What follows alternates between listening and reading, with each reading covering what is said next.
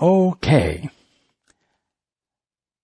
We will not be reading from the course tonight, and so I have no page numbers for you. Before we begin, let's take a few moments to be quiet together.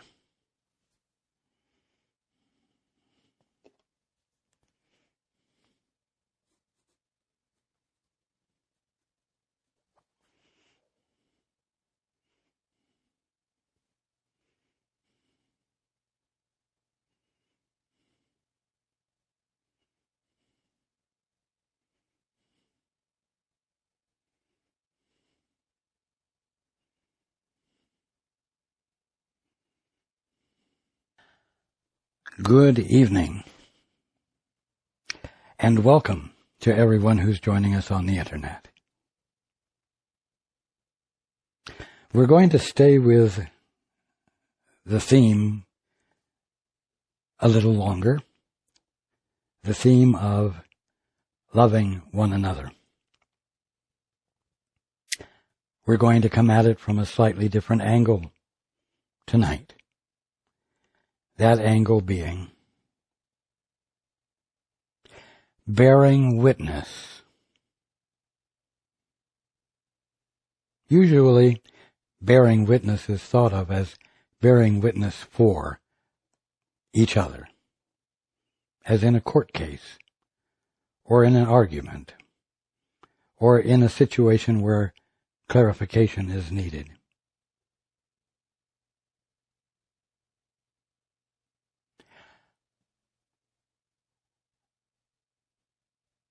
But actually, we need to talk about bearing witness to reality. Bearing witness to everything in its actuality. When Moses came down from the mountain with the commandments, one of the commandments said, "Thou shalt not bear false witness." Continuing with examples. That was something not to do. But what to do instead? The very fact that the subject was bearing witness means that bearing witness is the activity that needs to be engaged in correctly instead of incorrectly. Now, the Bible speaks about glorifying God. Well, that's bearing witness. To glorify God is to bear witness to God. Since you are the son or daughter of God, your function is to bear witness to your source, that which is responsible for your being at this very moment. To let that which is being you show forth. That is your divine function. And it's through the practice of the holy instant, that this is accomplished.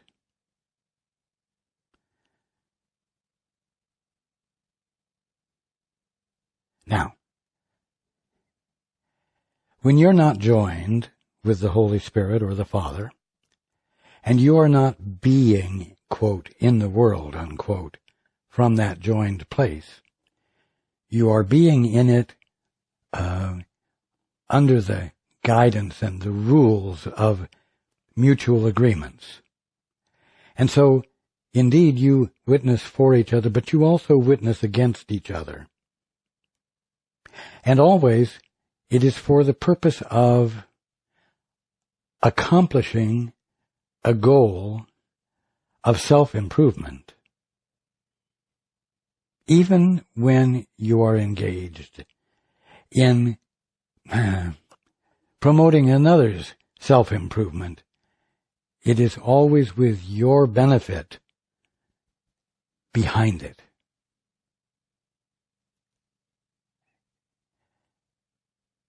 To witness for another doesn't mean to witness for what is real about another, or what is true about another.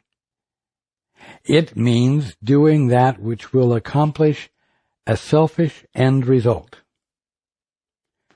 a result that will benefit you, and if it is going to benefit you well, the one you're bearing witness for is going to end up feeling good as well, even though it's a game of manipulation, it's a dance the two of you engage in without ever asking of the Father or the Holy Spirit, what is the truth about this one I'm relating to, so that I might magnify that, so that I might behave in accordance with what is real, and turn what had been a special relationship into a holy relationship. You see? Bearing witness. Bearing witness.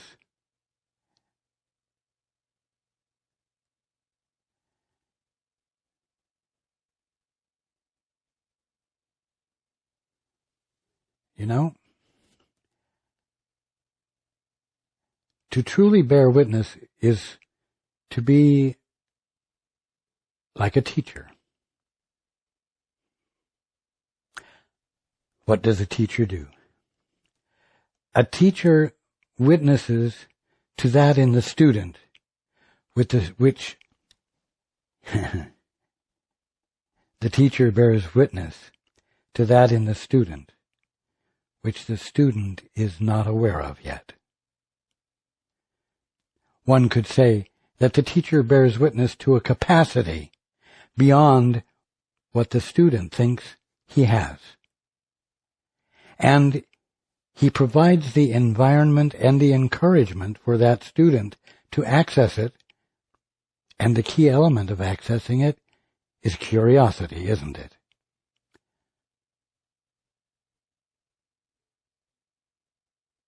A true teacher doesn't send the student to a book to learn.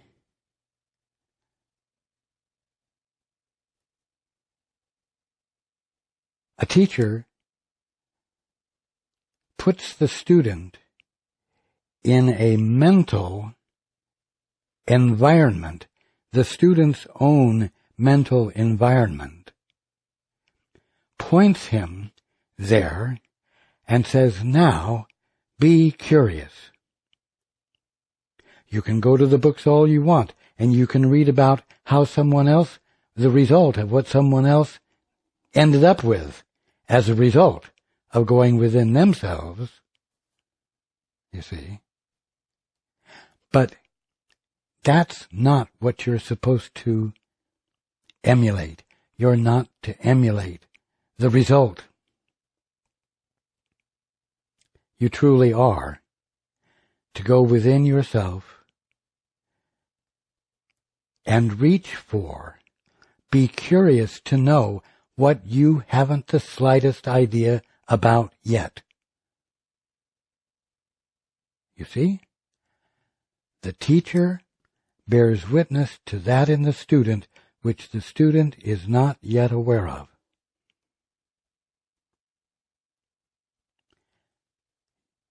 You see how healing that is? You see how transformational that is? How different that is from manipulating each other for selfish ends?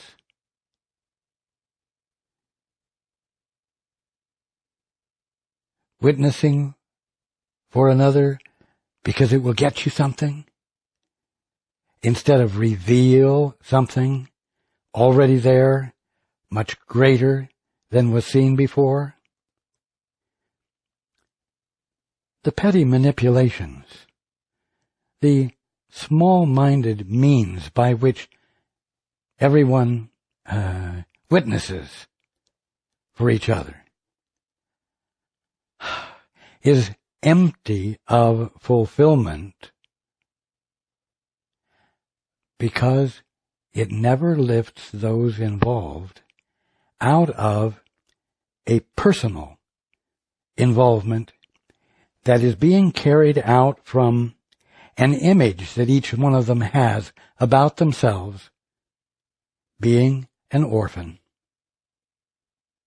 and needing to do something to establish credibility and meaning. And yet, credibility and meaning cannot be experienced until one abandons the bearing of false witness, follows the commandment. See, even when you're bearing witness for the integrity of another, if that integrity has nothing to do with an awareness of God in them, it's just an integrity that is conceptual, and it doesn't lift anyone into a valid, enduring place or way of being. So, we have the two-step.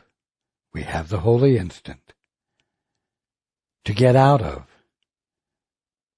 the orphan mindset and the manipulations that orphans go through. Now, you want to bear true witness for your brother? Well then, you shut up. You turn your attention away from your brother to your Father or to the Holy Spirit, that which is nothing more than your right mind. And you ask, what is the truth here? And as I said last time, you ask, I wish to have the experience of what the truth is here.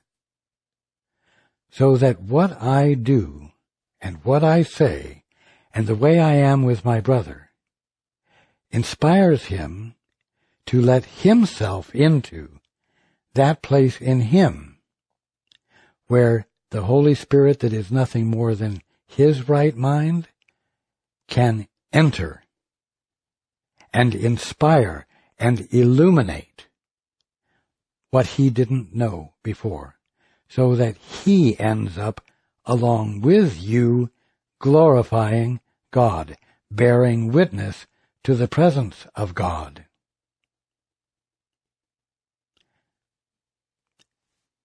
That's what the Course is all about.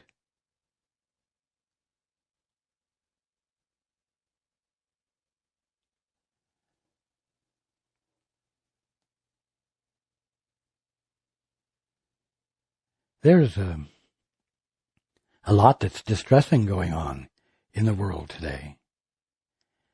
And you know what? You can't afford to start with the way things are, or the way things appear to be, or the way you're perceiving them if you want to get out of it. You're going to have to step out of the orphan mindset, out of the level of manipulation, out of the level of bearing false witness and so-called true witness about the other orphans, and make the connection with the Father.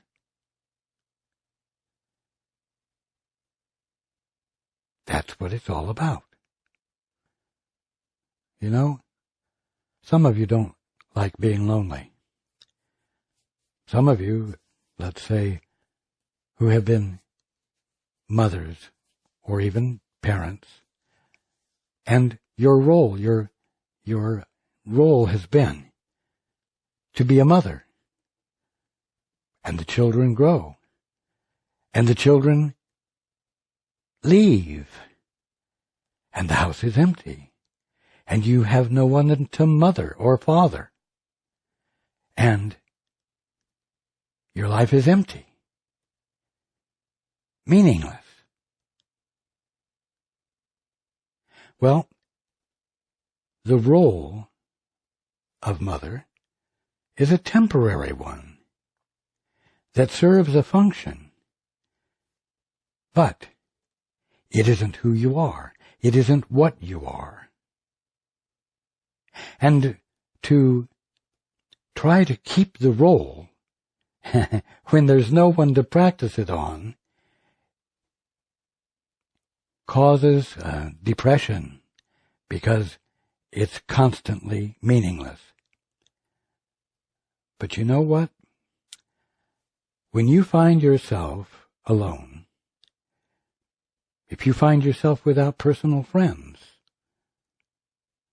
if you find yourself without associations that you used to have, be grateful because you have the opportunity and the time and the quietness to become still and practice the holy instant, the two-step. All of you play roles with each other if you're not listening to guidance. Count on it. There is nothing original or real about what you're doing if you're just bouncing off of each other's egos. And so, if you have the quiet time and the space in which to ask of the Holy Spirit what the truth is, to engage in learning, be grateful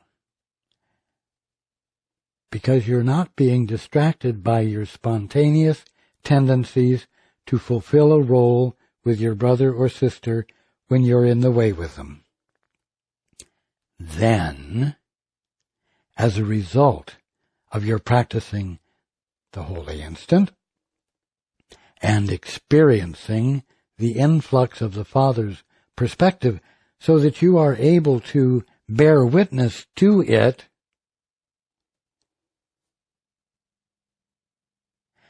you are in a perfect position to have an encounter with a brother or sister or friend and not be immediately sucked back into the habitual role, the habitual way of relating to each other that causes you to reinforce the orphan mentality again.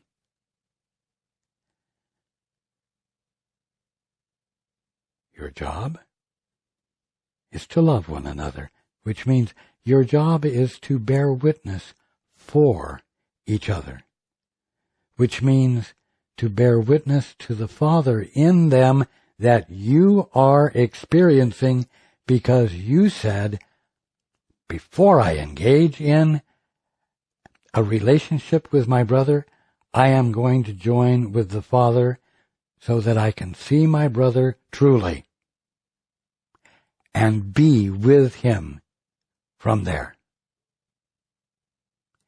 That is the answer. That is the step to your salvation. That is the means of your awakening.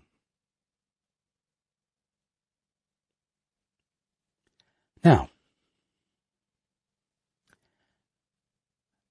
this is not necessarily new to you, but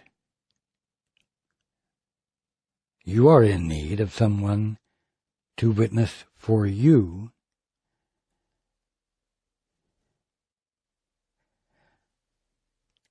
and witness to that in you which you're not yet aware of, and inspire your curiosity, which may have been dulled through disappointment because of the loss of those to manipulate. And so I am engaging in witnessing for you by pointing you in the direction of that which you're not experiencing yet, but which it is your birthright to be experiencing, and I'm telling you to go within, into the silence, and become curious. Want to know the truth, want to experience the truth. Now, because this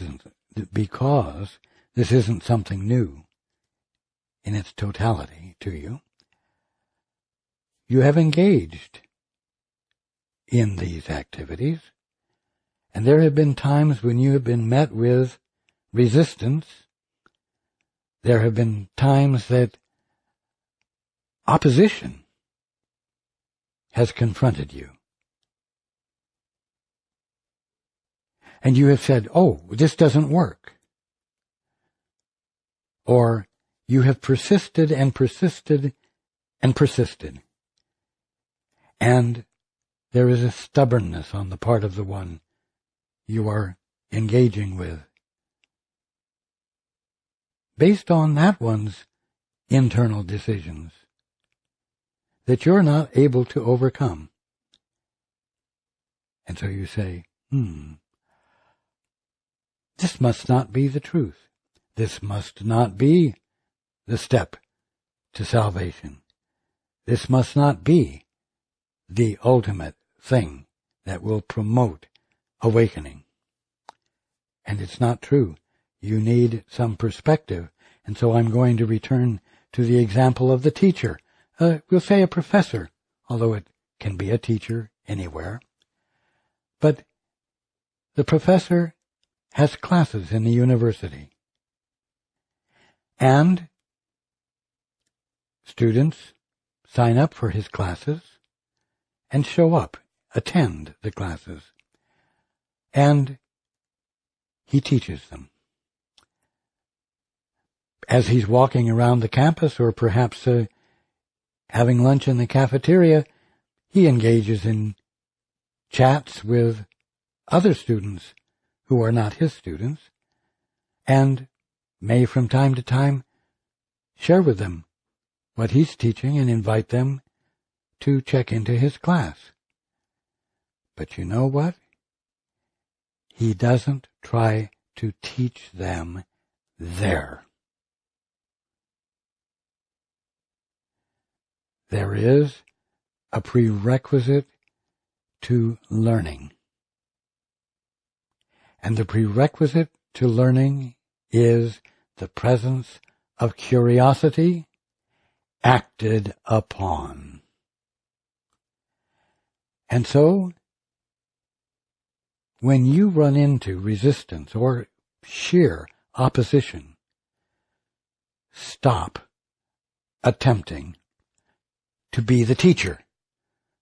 Stop attempting to practice the holy instant for a planned result. Stop using or trying to use the holy instant as a means of control. Essential to learning is curiosity acted upon. And in practical terms, for the professor, that means that if he's going to teach a student, the student is going to have to be curious, and he's going to have to act on his curiosity by signing up for the class and showing up in the classroom, bringing his attention with him. Then the teacher will give his all to that student. That teacher will practice the two-step himself, practice the holy instant himself or herself, and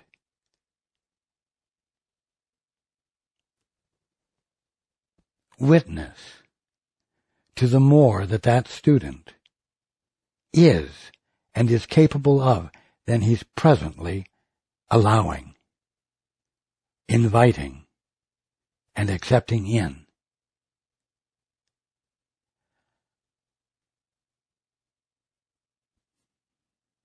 It's simple.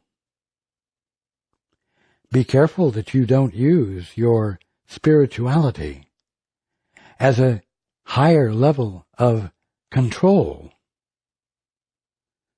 and stay with your common sense.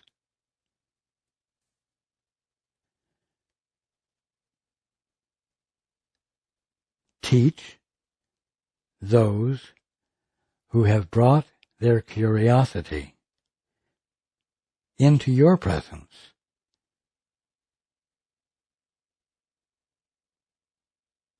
Now, I've used the example of a teacher. A teacher is a concept. A teacher is a role.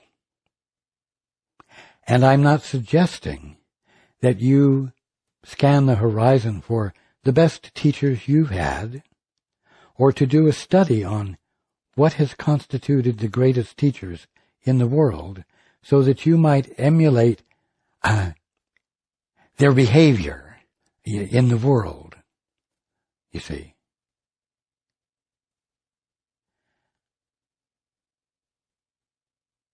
If you're being a teacher, it's because you're not trying to be a role. It's very simple.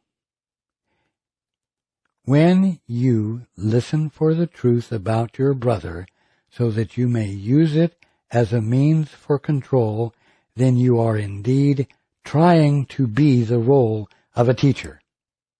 But when you engage in the holy instant, when you shut your ego up, when you silence your thinking, and you bring your curiosity to the Father or the Holy Spirit, which is nothing more than your right mind, then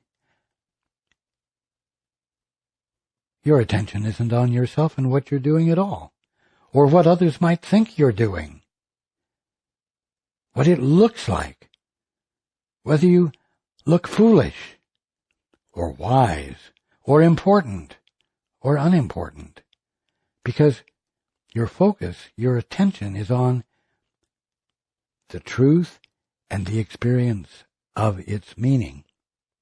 And you're letting that elicit your behavior, prompt your behavior toward your brother or your sister, whom you're not in the least bit interested in controlling or enlightening, as it were.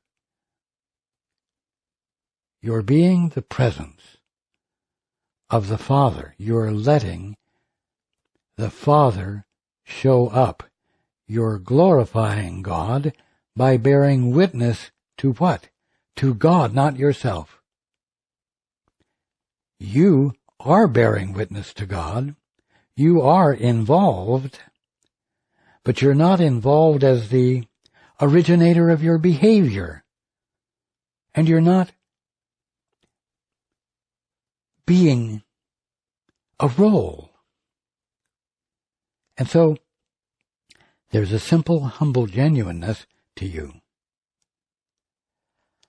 And I'll tell you something. That simple, humble genuineness feels good, not only to everyone around you, but to everything. Every plant, every animal, every rock, every object, because every one of them is a divine idea, an active divine idea in the mind of God at this moment, bearing witness to God at this very moment. And when you're doing the same thing, there is what I'm going to call a resonance with everything. Resonance is harmony. For lack of better words, it feels good. It is that which elicits joy. Now, This is your function, to glorify God, to bear witness to the reality of everything as God is being it, because God is revealing to you what He is being and providing the experience of what it means. This is the way the Trinity collapses into a unity.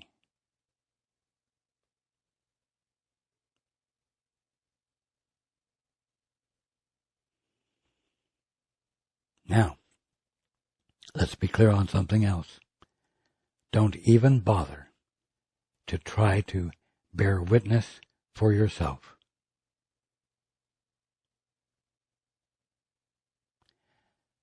You know what? That's what the ego is. That is what you are suffering from. And that is what you want to abandon. When you are willing to turn within to the Father or the Holy Spirit, whose job it is to reveal to you the Father's meanings, you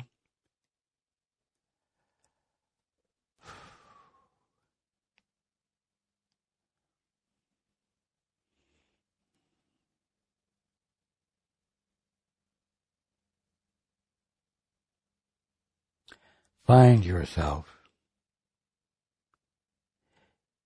in utter harmony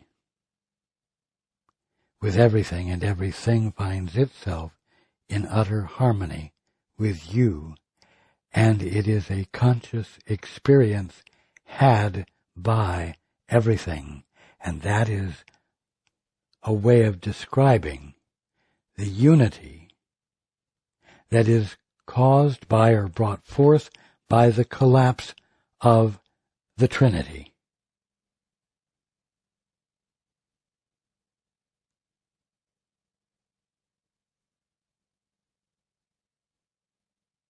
And that's awakening. Now, let's keep it simple this week. None of you has any other job to engage in but to bear witness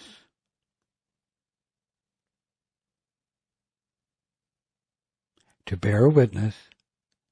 God, to bear witness to God in your brother and sister, and to not confuse yourselves by trying to compete with resistance or opposition that you run into. And mind you, having an opinion about it is engaging in competition with it. And it will drag you right down into the polarities of the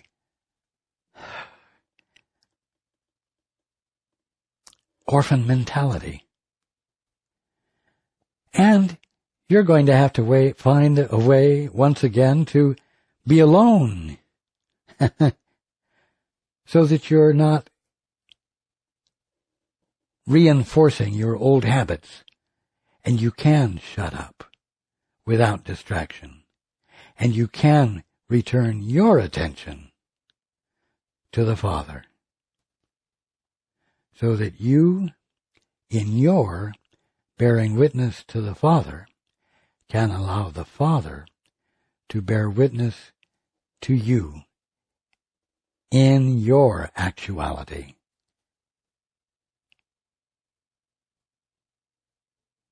It's beautiful. It is simple. Don't let yourselves be discouraged.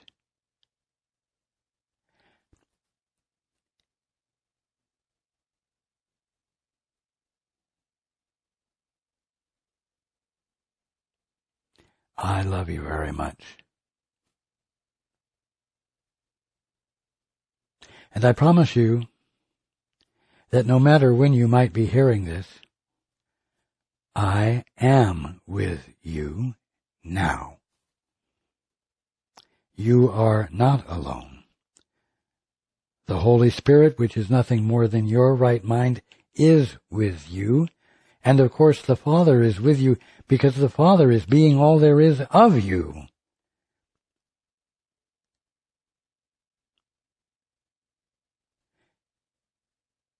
Accepting these facts promotes the collapse, bringing about the experience of unity. When things seem to be rough, this is what is called for. What is called for is the answer to the dissonance or the problems or the unfairness and so on. You see? So don't be discouraged because there's ample opportunity to bear true witness.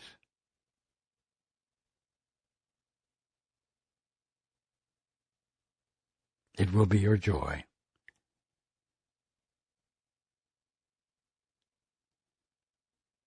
I love you very much. And I look forward to being with you next time.